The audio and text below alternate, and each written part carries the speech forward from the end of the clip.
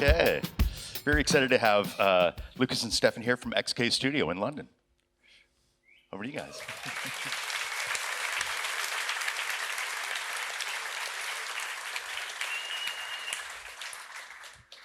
Hey guys, thanks for coming up. So my name is Lukas. I'm the co-founder and creative director at XK Studio. Hi, I'm Stephan. I'm a designer at XK Studio. And today we're going to be talking about some of the projects that we did last year. We're going to show some technical Houdini breakdowns. And we're going to talk a lot about scanning, 3D scanning, texture scanning, and slit scanning. So XK is a London-based design and motion practice.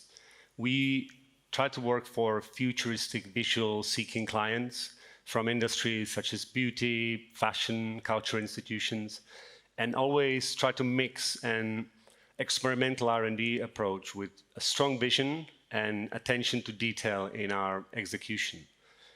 So we always try to favor kind of unexpected and new paths over well-explored ones. And that's kind of what the talk is all about, Morphing Reality. It's something that we've been doing right from the very beginning. This is one of our first projects that we did with Alexa. By taking inspiration from the real world and then morphing it into something that looks a lot more otherworldly, or taking an inspiration of this absurd burger stack and then kind of making it a lot more playful, stylized, and moving it into a lot more fun space. But then also for kind of our clients, when they get involved, we try to, in this case, exaggerate the materiality of the real strap and use this kind of morphing concept to push the brand and the identity of material fusion into something that can be visualized and seen. But it also means that we take the actual real data from reality and utilize tools such as motion capture of a conductor, which we used on several London Symphony Orchestra campaigns. We recently used brain activity scans as well for their upcoming season, or hand mocap that we used on Google DeepMind commissions, but also performing a kind of a very literal one-to-one translation of nature and reality into digital space via texture or 3D scanning, and using the models and textures to bring extra tactility and realness into abstract worlds. And for us, Houdini is really the perfect tool that kind of acts as a playground for ideas, for limitless technical setups you can build to morph reality. This is a R&D reel from a recent mini bike project that we did. And you see how we morph the bike and we morph the urban environment during the design process to kind of literally morph and fold parts of the bike, or play with some ray shaders to build more optical effects, or by kind of visualizing electricity and power moving around this bike. So we're going to show a few projects. The first one is a music video and a large-scale screen installation for Out, which is sung by Matthew Wilcock. I'm going to play a little clip.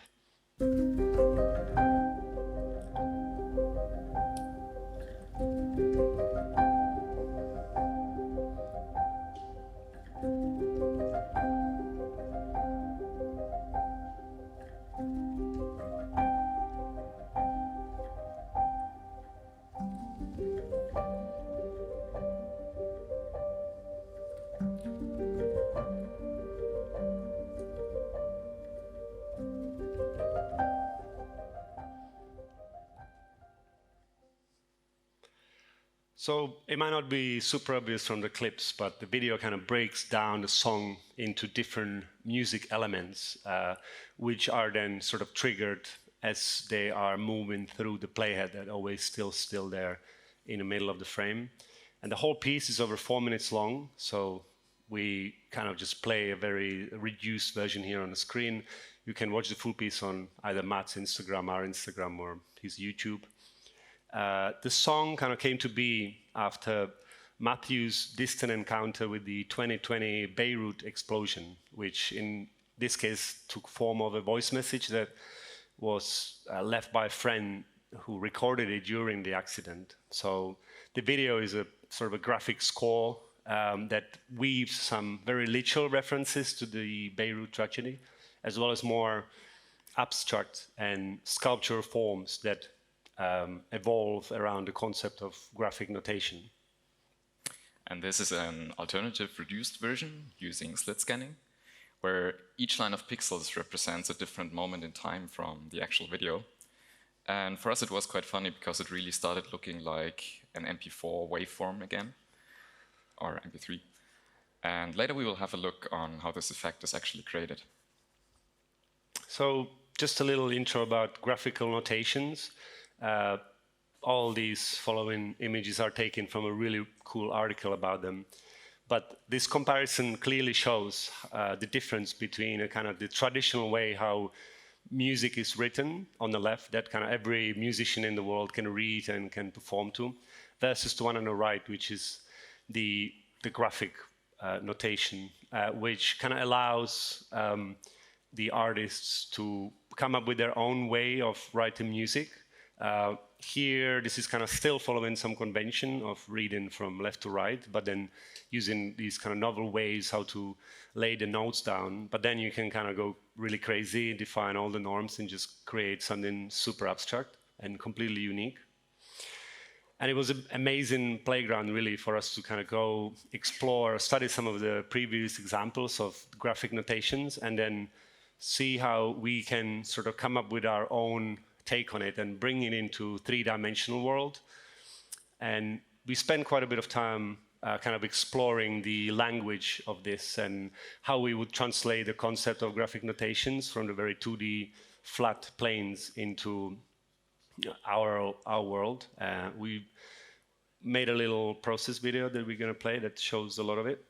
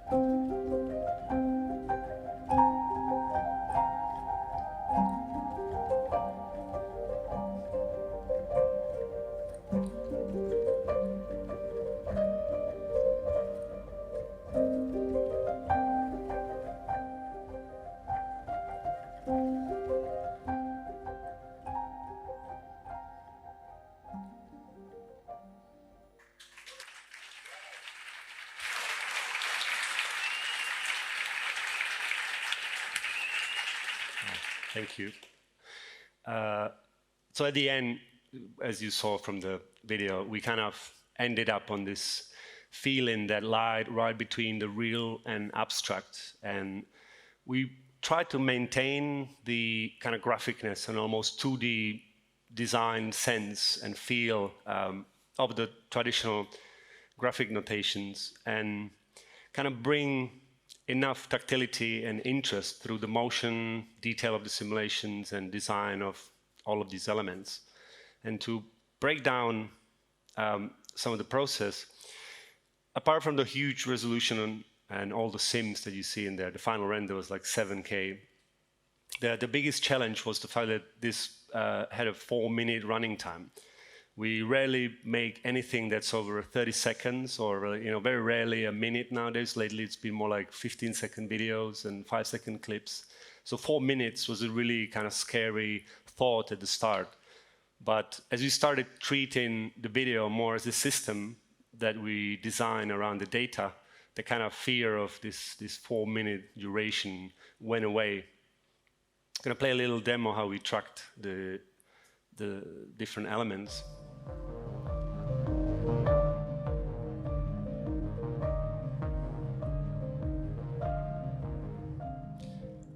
We kind of split the different sounds and notes and beats into different categories and actually track them manually, which allowed us to sort of really separate the different sounds, beats, keys, all that, into, and also other stuff that we picked from track that would be really difficult to do with some kind of frequency chops thing. And it wasn't actually that hard to do it manually because most of the elements, they repeat in a predictable rhythm that kind of follows the BPM. So once we matched kind of one thing to BPM, you can then just copy and paste and you get all the rest of it. And once we had the data tracked and just kind of brought it into Houdini and laid it out, we already had 4 minutes of video in front of us. And strangely enough, just kind of watching the notes play in front of you and see how they correspond to the music, that was interesting enough. So that from that point, we already had 4 minutes, and all we need to do was to design something a little bit more interesting around this. But the 4 minutes is there, we don't need to worry about it. But as it was all in kind of one setup and scene, as you see here, this meant that for quite some time, the entire 4 minutes of video and all the sections of it, they live in one HIVE file, actually in just one Geo1 node, all the sims, all the designs, just everything on one canvas, one tree kind of being laid out in order as they appear in the video, making this just huge spiderweb of nodes and subnets and everything. It was kind of cool because once it was all there, you could just preview the entire video without having to like preview different parts and then stitch them together. You could also reuse some setups or little bits from earlier sections into new sections and then modify them. It was also just cool to see the whole video in a viewport and be able to move around like that. I had this analogy that the whole video is this massive train where with each section being a carriage and you're just like this viewer standing on a platform watching it move by. There's this section in the video where we have this pyro meteorite shower scene. We wanted to make it so that the debris passes through the playhead and explodes just at the right time to hit when the notes hit and have this connection between the sound and the action that's happening. So we kind of had all these particles passing through that central area, and then when the note hit, a large sphere kind of appears and randomly catches one of the debris pieces, marks it as a selected one. So then we can isolate these and fracture them as they sort of pass through the playhead. And this concept we explored quite a lot, having, in this case, these branches that kind of start growing out of where certain musical elements hit and then bloom out, and the playhead in the middle then sort of becomes this activator that brings the whole scene to life. And yeah, after all these hours of designing, simming, rendering, comping, it was a great relief partially, but pleasure to see it all working and finished on such a huge screen. It was like 7K, 50 frames per second. It was a great turnout for the opening night. It was cool to see all our colleagues and friends to come and check it out. Next project is a brief one, but it's a cool commission that we did for Hermes. And it was an editorial piece for a magazine that they have featuring these incredibly looking rings that we stylize as planets for a narrative that runs and weaves through the issue about the Hermes Pegasus, which is part of their identity that's traveling between stars and galaxies.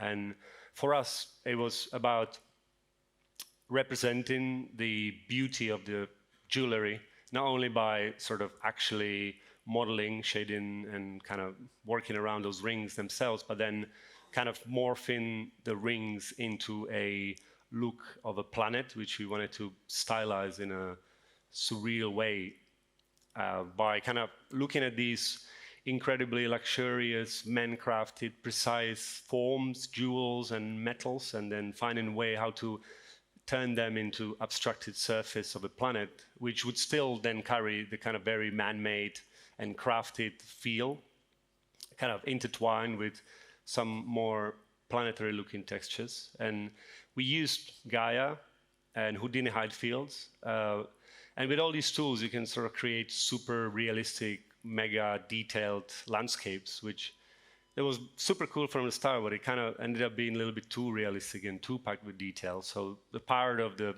design process and our kind of jobs as designers is to figure out the right style for something like this. And so they would represent both the planet, but also kind of the materiality and the look of the rings, because these rings, they have the kind of very clean and precise design. So at the start, we kind of got really excited with all this detail that we could bring in and kind of just use all the tools in Gaia and height fields.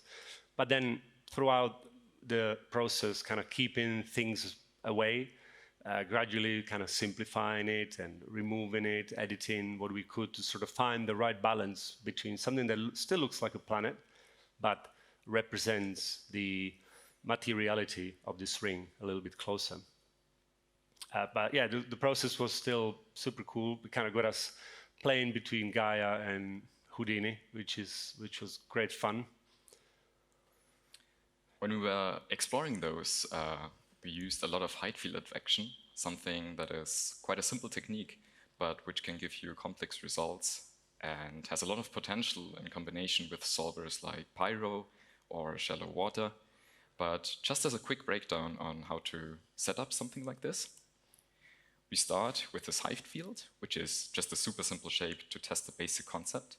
We can turn it into a VDB, which allows us to use all the nice VDB tools that Houdini has to offer, mainly the VDB advect, which runs in a solver and gives us this swirly landscape. And for the advection to work, we need a velocity volume, which we get from the VDB analysis node. And by adding in a little bit of kernel noise, we get a bit more of an organic result, and plugging everything into the VDB advect gives us the final effect. And it's super simple. It's just a handful of nodes. Not everything has to be a crazy big node tree, but just to test the basic concept. Noted. I was actually going to make a joke that our talk does have nothing to do with AI, but then I realized that actually we did a massive project about AI. So that was not going to work. But this was a commission by Google DeepMind to help visualize artificial general intelligence. It's a kind of a double project that we're going to show. It's made out of 2 films. The first one is called Kinetic Clay.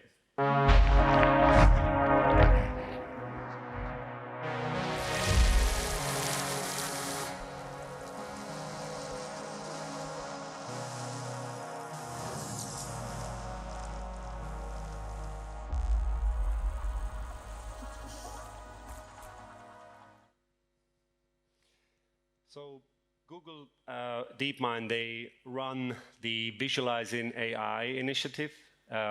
It's a really nice effort to kind of commission visual artists to try to challenge the way how AI is depicted in the media. If you go try to Google search AI right now, what you get is all these chips and brains and chip brains, robots. So the idea for this whole initiative is to kind of try to offer an alternative to these cliche depictions that you see everywhere. And for us, the kinetic clay, it kind of tries to imagine more of a collaborative process between a human artist and a potential AGI of the future, where we wanted to represent a human sort of manipulating a block of digital clay that would look like they're kind of starting in a default box primitive in a sculpting software, and then kind of co-develop it with AGI into this abstract digital sculpture. And to sort of emphasize and capture the human element in the film, we did use a Rococo motion capture glove. We recorded a bunch of different movements to see kind of how they could be used to do different actions in the film. Things like, you know, interacting with the sculpture that might already be there, or you would be growing a new sculpture from the tips of the fingers, before we kind of settled on a bit of a narrative that goes there, and then could kind of record the motion for those specific scenes. and also experimented with a lot of different styles and looks of the sculpture to kind of create something that looks interesting on its own, and also does a good job representing some sort of digital undertone and resemble some form of computer-generated graphic without giving it any other context. The second film in the series we called AGI Lands. It's a different take on the same brief.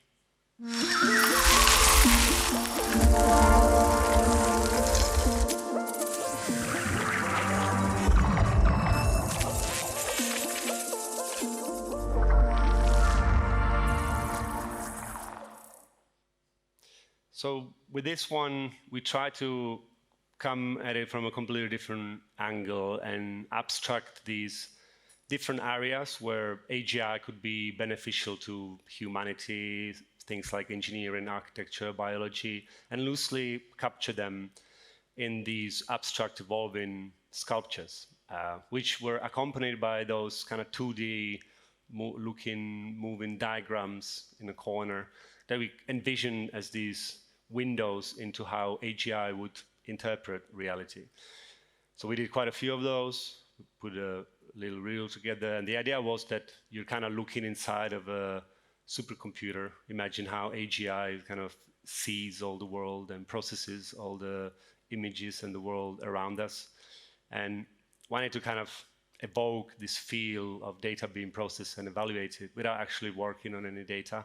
So we played a lot with layering different solvers on top of each other, often using hide fields and VDB advection, taking motion from one simulation like Vellum, Fluid, or Pyro, and then using it to advect another simulation or drive scale of things with it, and just keep on adding more and more layers, combine just all the solvers that you can find, and experiment with sort of doing a bunch of different things. I think what was interesting here is that some of them, when we rendered them at the start, they were kind of super jittery and flicking, and we use optical flow to interpolate between those frames to create something that looks a lot more smooth and saves us a lot of VDB processing time.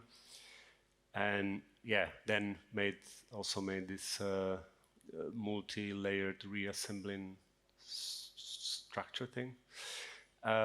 We're going to break down a scene file for one of these scenes, which is this one. It was kind of built around interesting technique of splitting geometry into different groups, and these different groups then kind of transfer blended color attribute between them, basically getting a proximity map in a way that can be used to drive a rest length of a Vellum simulation.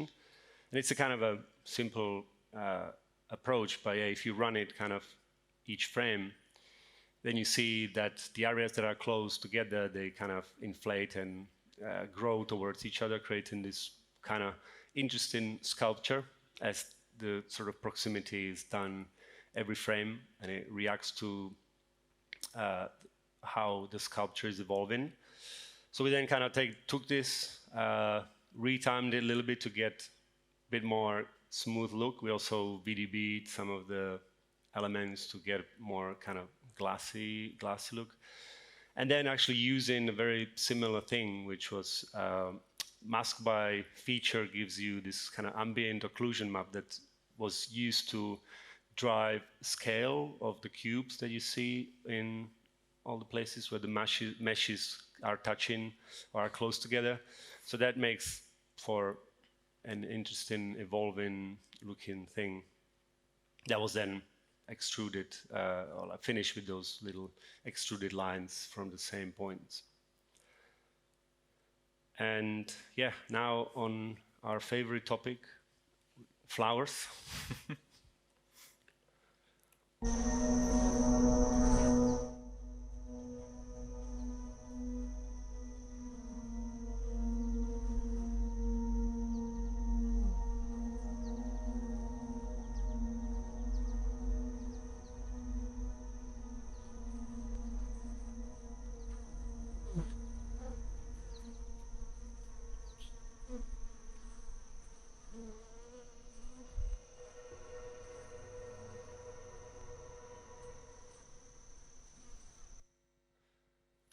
XK, we really love working with flowers. Oftentimes when creating our flowers in CG, we like to start with a real base, for example, some real scanned textures that we can turn into a flower, but then making it a bit more abstract and when it comes to actually assembling the flower in 3D. Over the past year, we built a little scanning setup at our studio, which, although it looks very DIY, it's quite useful for scanning different petals and leaves.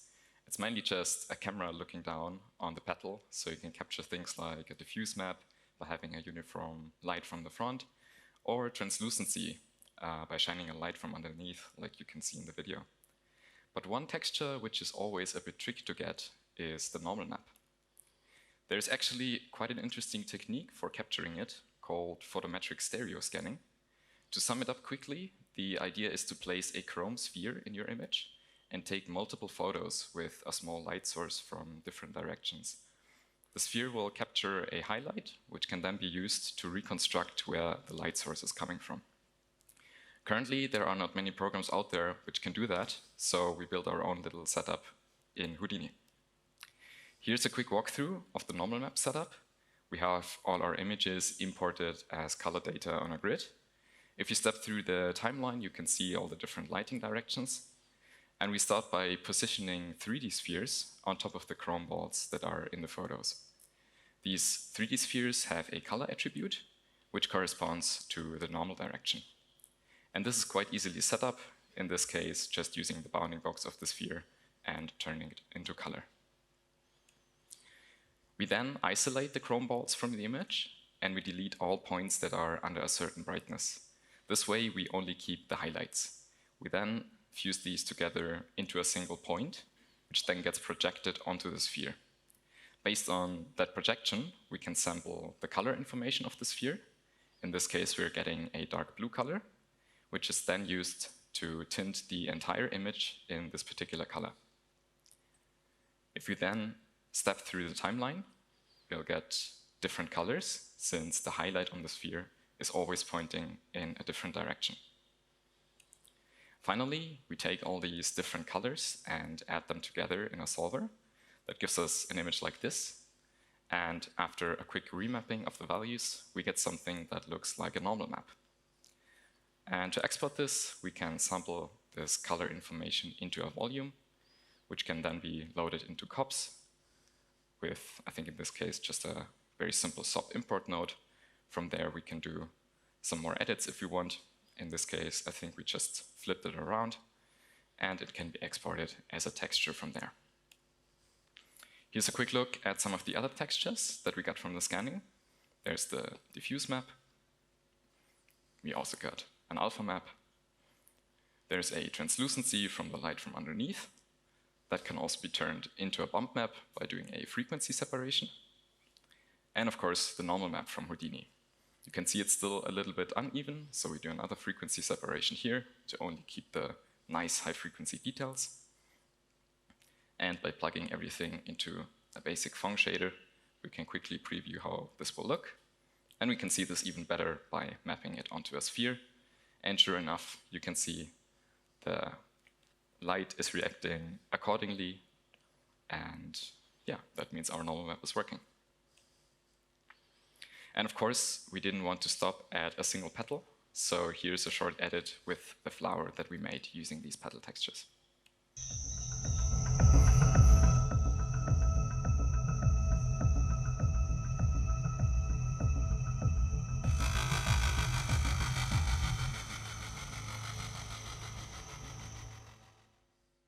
So let's quickly go through this setup as well. We can bring in the petal into Houdini by using a trace SOP, which gives us this flat geo with UVs. It's usually a good idea to resample and remesh these trace geometries, so you get a nice and even topology, which is better for simulation. You can also check how the different textures will look on the petal by using a UV quick shade. In this case, we are checking the alpha map, which will still give us a little bit more extra detail on the edge when we are rendering it. We then copy the petals onto a curve and use a little bit of kin effects rigging to give them some bend. Getting these nice bend and curl effects is super straightforward with kin effects, and we can easily art direct the shape of the flower this way. We also assign some useful attributes that we might need later in the simulation. Things like distance to the edge, or different fall-offs, or noises, or even ID attributes are always really useful to have. For the simulation, the main trick is to work with the rest length of the bend and stretch constraints. This will influence how wrinkly or curly certain petals of the flower will look. This can often be quite a playful process by testing out different values and how they affect the simulation. In this case, we arrived at something like this, which has some interesting looking folds and wrinkles. We can take this a step further by grabbing a freeze frame and polyreducing it to a low resolution. And with this, we just run a second simulation with this low resolution geometry. We just added a little bit of wind in this case, which actually made some of the petals fly off, which was not intended, but it looked kind of interesting, so we kept it. And you can see inside of the simulation, it's literally just a pop wind with a bit of noise. And after some retiming, we can take this new simulation and point deform our first simulation by it. So we will get the best of both worlds. We will have all the nice details and wrinkles from the first sim and the overall motion of the second sim. And finally, merging it back with the stem gives us the final flower. So we do a lot of flowers for clients as well. We're going to show a few projects. First of them is a campaign that we worked on that featured not only an alien flower, but also Willow Smith. It was an alien suprafloral campaign for Mugler. Let's watch the TV ad.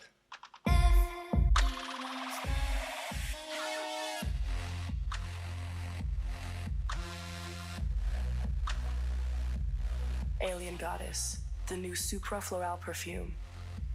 Mugler. So if you blinked and missed the CG shots, we made a little edit of those slow ones so you can appreciate them. Obviously, looking at that, you can clearly see that it was the perfect brief for us.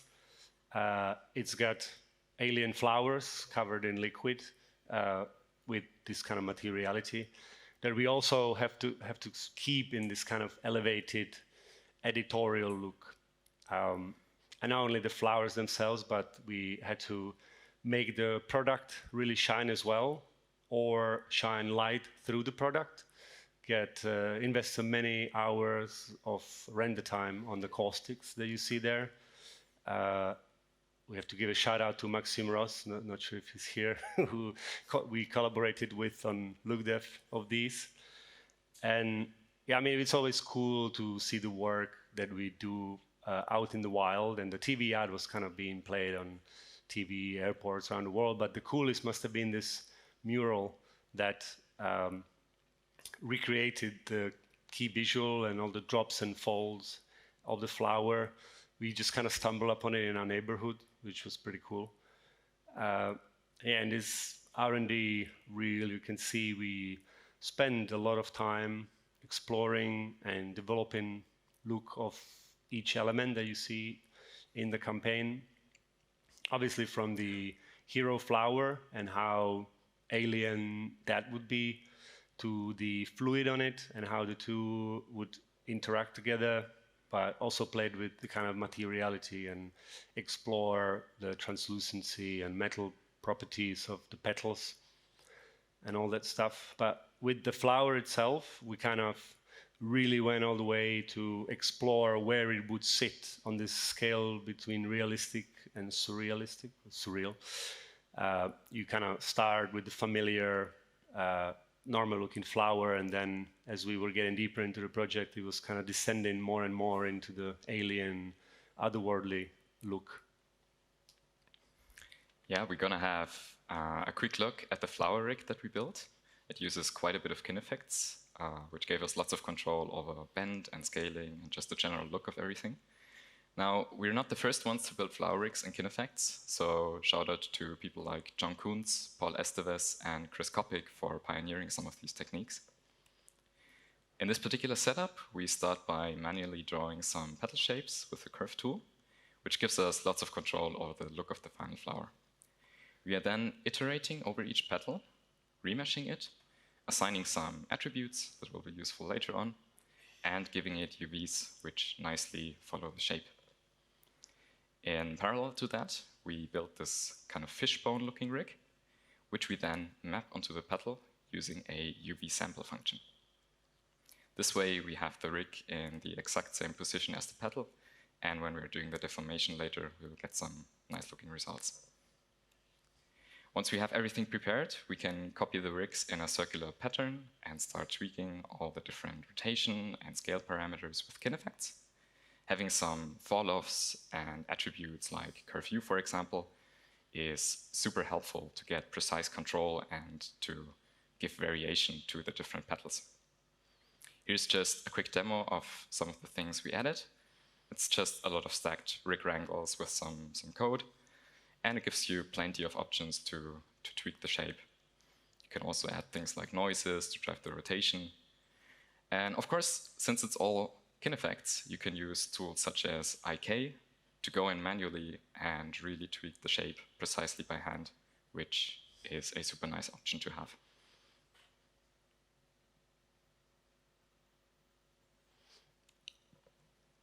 So another project that we did was a series of visuals for L'Oreal. They have a product line called Metal Detox. Sounds like a heavy metal band name. But yeah, we did quite a few visuals for them. We can only show this one. But it was kind of cool because it combine all these things together. We had some scan assets, procedural flowers, and something that kind of blended the realness of the ingredients and all the bits that go into the scent of it, but also have a otherworldly look of this water that is enveloping all these ingredients that then kind of came together in this moving version that you can see. Yeah, it was a super cool project for us because it combines our passion for flowers with our passion for 3D scanning. And actually all the assets that we used in this campaign were photo scanned. Here we have the scanned lime inside of Reality Capture, which is the software that we use for 3D scanning. When it comes to processing the high poly scans, we tend to use other programs like ZBrush or Blender, but Houdini is still quite useful for a specific step in this pipeline. Here we have the lime in Houdini. This is the raw scan straight from Reality Capture, and it looks nice in most areas. You can see all the bumps and details. But there are some regions, for example, at the bottom where the scanning rig was attached, where information is simply missing or the detail is not as clean. So we built the setup here to extract a clean area of the scan, turn that detail into an alpha texture, which can then be used for sculpting to apply the detail back onto our mesh in areas that require a bit of cleanup. Once we have extracted a clean patch, just with the Boolean node, we can remesh it to a low resolution. We then extract the centroid of this patch and get the average normal direction. So we have a vector that points in the general direction of the surface. With a little bit of vector math, we can then construct a transform matrix that gives us the orientation of the surface in space. In this case, we are using VOPs, and just by taking the normal and an up vector and doing a double cross product, we get this matrix. And by using a transform by attribute, Houdini will then take this transformation matrix and apply it to the geometry. So we'll get the patch without any rotation in space, which is perfect. After that, it's just a matter of moving it to world origin and flattening the Y position so it sits flush on the ground. As a final step, we can take our 3 different geometries, which are the high resolution patch, which we extracted from the lime, the remeshed patch that we get right here, and the remeshed patch that we move to world origin. And if we take those and put them into a point deform, we will get our high resolution geometry kind of flattened on the ground, but it still retains all the bumps and details. After that, it's just a matter of taking the height information and turning that into color. And we move it, hurry up, we move it to this kind of UV position, which makes it a little bit easier to sample that into COPs. And now that our geo is finally prepared, we can sample this color information into COPs. The XYZ dist and prim UV nodes are super helpful for this. We can just directly read the color information from the geometry. And in this case, we are also just smoothing out the borders a bit because they were looking a bit weird, just by multiplying over a fall-off. And that gives us the final texture that we can export as a 32-bit EXR. And after that, we can use it in the sculpting software of our choice to apply the detail back onto our scan, just like so. And that's the final lime method. So with the lime, it's always good to have some water. We have the last project that we're going to talk about. That's going to involve quite a bit of things in there. It's a ongoing studio endeavor that we call Hydration Core. The project is not finished yet, so don't judge it too hard. But we're still going to show it.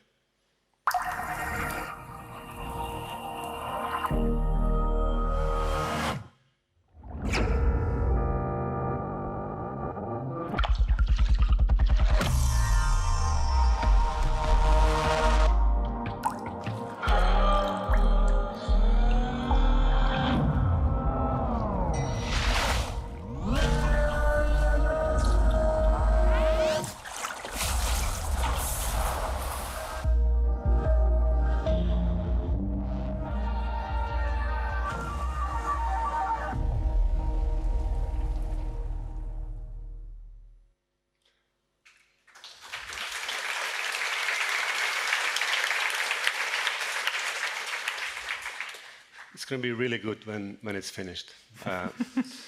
But basically, it's an exploration project that we try to get as many people in the studio involved with as possible. It's kind of this theme of hydration core, which is a completely new trend that we came up with. We had this kind of instinctual feeling what that would represent and what it stands for, but to put it to words and to employ some AI in the talk, we asked ChatGPT to help define it. It came with an emerging artistic movement centered around the exploration of water as a medium and a muse. Hydration core artworks often convey themes of renewal, introspection, and environmental consciousness, inviting viewers to contemplate the significance of water in their lives and the world around them. Basically used this series for as a part of this open studio exhibition that we did in September last year. It's always cool to invite people in the studio, have the studio full of people who come to check the work, chat about the projects, even if some of them use a very strong flash to take photos of it. And yeah, we're gonna do one more breakdown of a flower. This time is this wilted one that Stephan's going to talk you through. All right, another flower. Hope you're not bored of it yet. So here's a quick look at the wilted flower effect that we created for the film. The principles are very similar to the poppy setup. We modify the rest length of bend and stretch constraints again with different attributes, which gets us this kind of wrinkle effect. Then there is a second simulation with some wind on a low resolution proxy to get the overall shape a bit more interesting. And finally, point deforming the high res with the low res, which gives us the wilted flower. On this wilted flower, we then animate a fall-off that grows outwards from the center, which is later used in our final simulation to blend between this wilted state and the regular state that we started from. We do a little bit of attribute housekeeping, mainly copying over the rest length from the regular flower and getting the fall-off onto the constraints. It's usually also a good idea to create a null, which has all the animated attributes, so you can easily reference that inside of the simulation. And here's just a quick preview of how this effect will look. And inside the solver, we merge in the null to get the animated fall-off. And we're then using this fall-off to blend between the rest length of the wilted and the regular flower, which gives us the final effect.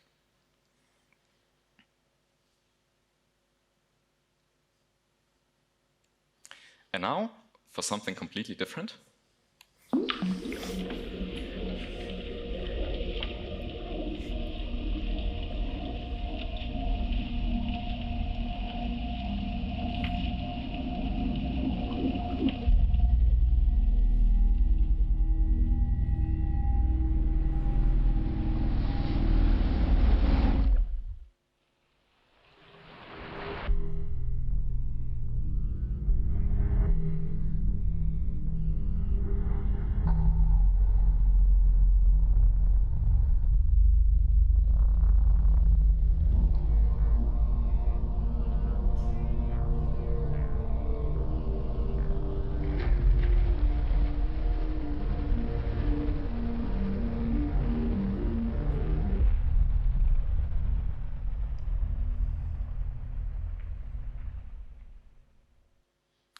While working on the Hydra film, we came across this interesting effect called slitscan.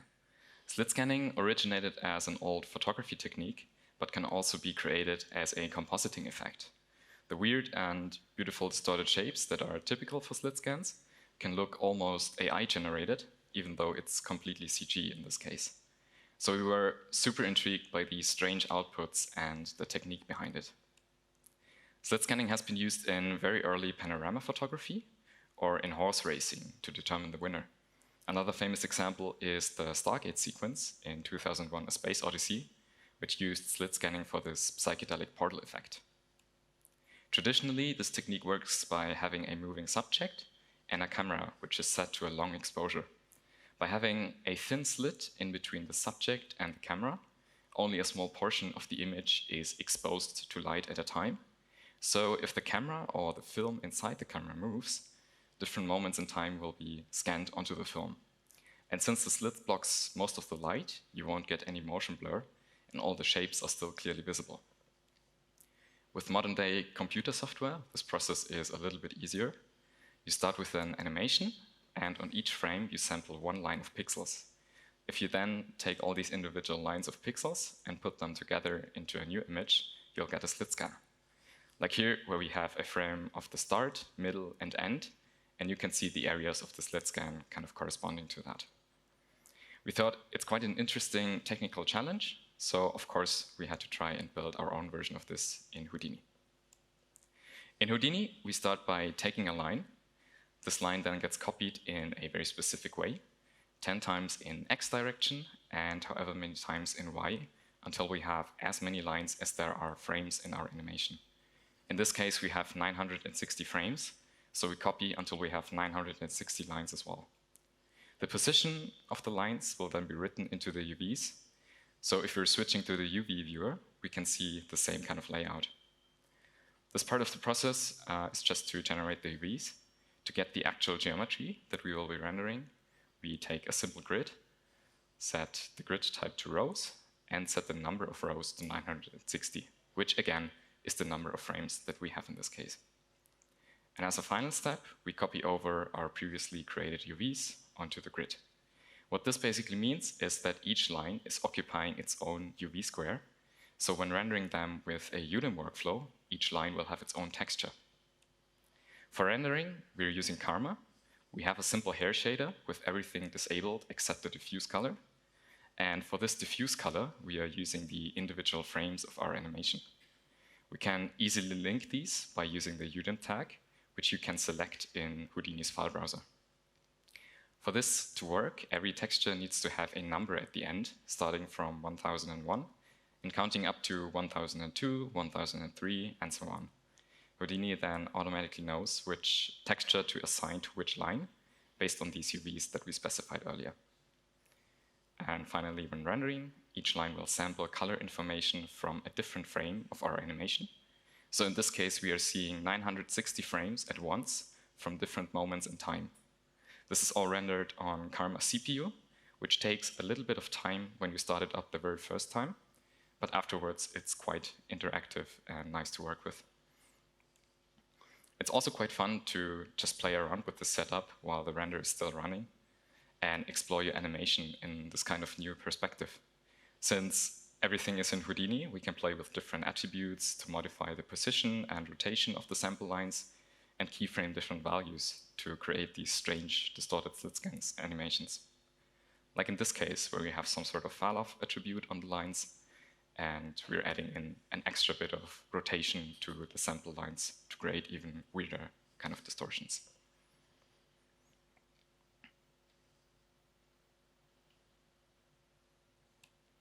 And yeah, with this technique, you can do all kinds of interesting distortion and time warp effects.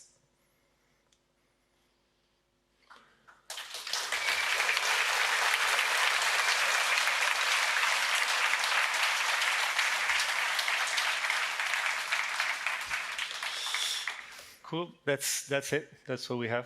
We are XK. Thank you, of course, Side Effects for inviting us again. We always love to come. Thanks everybody from XK that helped to make all this work. And and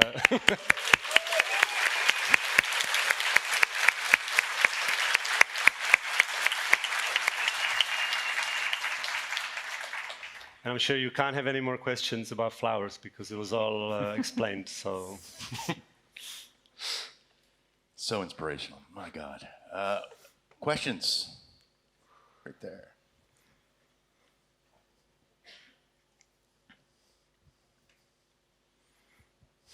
Yeah, hi. That was really fascinating. Thank you. Thank you. I was just curious about that last project. Like watching the behind the scenes and the process was really interesting. But when looking at the outcome, I couldn't help but be curious of how does that look any different from taking the actual render and just like warping it in After Effects or something? Like, Well, we were afraid that this question might come actually. I knew somebody's going to say that, yeah. Yeah. Actually, the very first version of this setup was built inside of Fusion, which is also like a compositing software. And it works absolutely fine. The result is exactly the same. But the thing is, you can't load like almost 1,000 textures at like 2K resolution in like a reasonable speed. So if you start working with those amounts of data, and also if you want to manipulate it with extra attributes, Houdini is really beneficial. I remember the first version that I did it in Fusion, and I had to save out every single frame by hand because everything was based on this kind of like time displacement effect, and you couldn't really animate it. So yeah, Houdini really helps us there to just also work with extra attributes to add even more warps and craziness to things. So, but yeah, you can do something similar in 2D software as well, for sure. I imagine maybe it's also about the process as much as the outcome. And it was kind of fun to like explore this kind of technically, yeah. Other questions?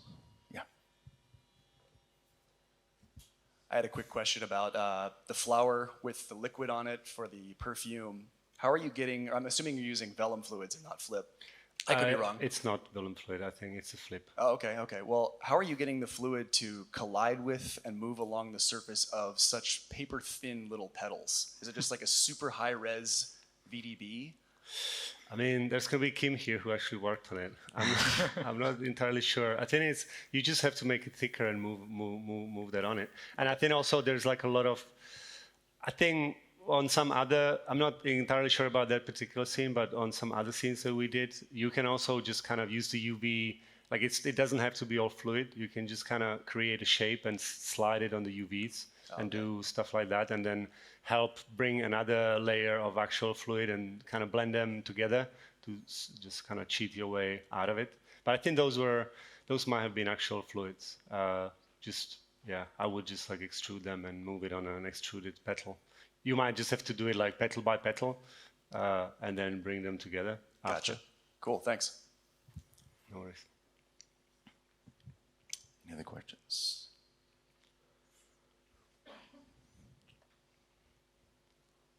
Going once, going twice, over here. 2. It's just a quick one, but those beautiful gradients that you get in all your renders, how are you achieving those? Are those all in render or paired with the lights? Yeah, I think most of them are in render. Yeah, we use Octane, and well, we started using playing around with Karma a little bit. But yeah, that's just all ACES and Octane or rendering. Yeah. Nice. In one of first project you show, you mentioned something about optical flow workflow for VDB meshing. Can you explain about this is? Sure, yeah, there's just a compositing thing that we would do in Nuke. So say that you render 100 frames from Nuke, and if you just play it real time, it's going to be jittery, but then you stretch it to 400 with optical flow, and it kind of interpolates between those frames and make it look a lot smoother, but it's just a post thing that we do on a render. Okay, thanks.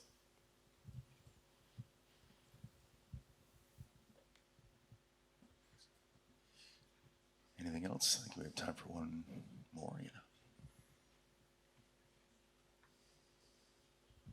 For the music composition collaboration, I was just curious about the lighting. If it's one long light or multiple small lights, how you guys approach the lighting. I think that there are a few lights scattered around. I think we had to split the scene afterwards. I mean, I did say at the start that it was all in one scene, but obviously after a while we had to kind of separate it because then it was become super heavy. And then as other artists in the studio started working on it, we were kind of splitting it. And so we also realized that different scenes will need different lights. So there are some scenes where it might just be one light, and then some where there are lots of lights. Some are illuminated by the fire, for example. But I think there's like several lights. But it was interesting because the first iteration that we just did it in kind of 16 by 9. And then as we learned about the sort of large scale of that installation, which was super long, that lighting completely didn't work, because if you just put those lines to the side, kind of looked very, very different. So we had to rebuild it and add some more lights. But yeah, it was kind of mix of everything. Well, once again, guys, thanks so much for doing that presentation. Thanks for having us.